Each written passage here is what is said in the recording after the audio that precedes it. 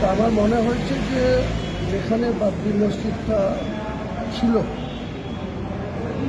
সেই বাবরি মসজিদটা যেখানে অবস্থিত ছিল অযোধ্যায়, সেখানে ইউপিতে মুসলিমের সংখ্যা মোর দ্যান 18 থেকে 19%, অর্থাৎ 18 থেকে 19% মুসলিমের বসবাস ইউপিতে। কিন্তু আপনারা লক্ষ্য করুন, বাংলায় আজকের দিনে প্রায় 35% মুসলমান বসবাস করে।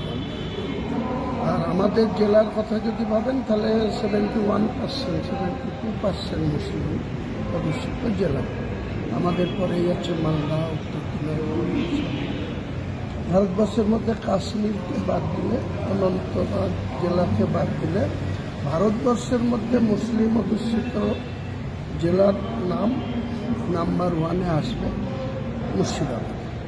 সেই জেলার 90 লাখ পপুলেশন, তার মধ্যে ধরে নিতে পারেন যে 65 লাখ মুসলিম পপুলেশনের। সেই জায়গাতে আমার মনে হয়েছে যে 1992 সালের 6 ডিসেম্বর যে বাবরি মসজিদটা ধ্বংস হয়েছিল, পরে অনেক সর্বোচ্চ আদালতে কেস এবং তার যে রায়, সেই রায় পাওয়ার পরে আমরা লক্ষ্য করেছি যে ওখানকার বাবরি মসজিদ কমিটি যে ছিল, সেই কমিটিকে উচ্চ ন্যায়ালয় মানে সুপ্রিম কোর্ট বেশ কিছু জায়গা দিয়েছেন, যাদের আগামী দিনে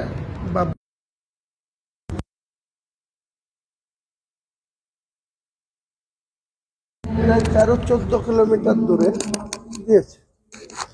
যাই হোক, সেই বাবরি মসজিদ কমিটি সুপ্রিম কোর্টের রায়ের পরে এই জায়গা তাদের যে দেওয়া হয়েছে, তারপরে কিন্তু আজ পর্যন্ত আমরা দেখছি না যে সেখানে একটা বাবরি মসজিদ প্রতিষ্ঠা করার জন্য সেইভাবে তারা নিতে পারছে না। কেন, সেটা আমার বিশদে জানার বিষয় না। বিষয়টা হচ্ছে যেখানে প্রায় 35% মুসলিমের বাস পশ্চিমবাংলায়, এই মুসলিমদের যে আবেগ বাবরি মসজিদ নিয়ে, 6 ডিসেম্বর আসলেই মুসলিমরা অনুতাপের সঙ্গে সেটা পর্যালোচনা করে যে আমাদের একটা ঐতিহাসিক বাবরি মসজিদ, সেটাকে ধ্বংস করে দেওয়া হয়েছে। তাই আমি নিজের থেকে উপস্থাপনা করেছি যে আগামী দিনে মুর্শিদাবাদের জেলার মধ্যে বহরমপুর থেকে রেজিনগর যে বাংলা খবর, আপনার রাজনীতি, আপনার আওয়াজ।